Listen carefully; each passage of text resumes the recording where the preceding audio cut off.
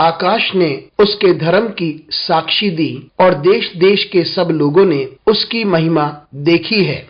रविवार 23 नवंबर 2025। आज के मनन के लिए मैंने आप ही के लिए चुना है दानियल अध्याय 2 और उसका 30वां वाक्य। मुझे यह भेद इस कारण नहीं खोला गया कि मैं सब प्राणियों से अधिक बुद्धिमान हूँ, परंतु केवल इस कारण खोला गया है कि स्वप्न का फल राजा को बताया जाए और तू अपने मन के विचार समझ सके।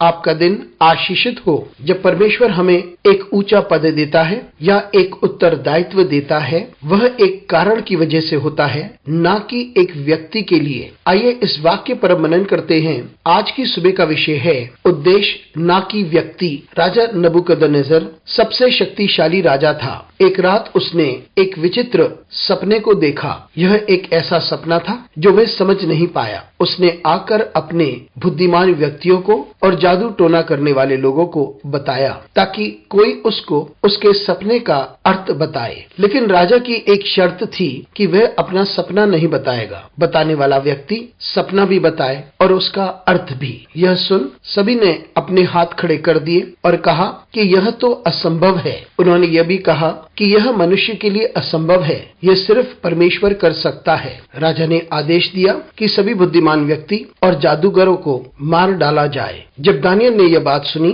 तो उसने अपने तीनों मित्र शद्रक, मिशरक और अबेदनगो से यह कहा कि वे परमेश्वर को पुकारें और उसकी सहायता की गुहार लगाएं। और जो व्यक्ति ये संदेश लेकर आया था उससे दानियल ने कहा कि उसे राजा के सामने लेकर जाए। जब दानियल राजा के सामने पेश किया गया और राजा ने उससे पूछा, क्या तू इसका भेद बता सकता है? तो उसने कहा, मैं नहीं कर सकता, लेकिन प्रभु कर सकता है। और परमेश्वर ने ही उसको वह बुद्धि दी है कि वे सपने के बारे में बता सके और उसका अर्थ भी बता सके। और फिर वे विशेष रूप से यह कहता है, यह भेद मुझे इसलिए बताया गया कि ये मैं दिखा सकूं कि मुझ में दूसरे लोगों से अधिक बुद्धि नहीं है। दानियल इतना दीन व्यक्ति था कि उसने कहा, ये मेरे विषय में नहीं है, ये परमेश्वर के विषय में है। परमेश्वर ने उसे यह भेद इसलिए नहीं बताया क्योंकि वह बुद्धिमान है या महान है, लेकिन इसका उद्देश्य यह है कि राजा को उसका सपना समझ में आना चाहिए। और परमेश्वर मुझे इस्तेमाल करता है कि मैं एक यंत्र बन जाऊं,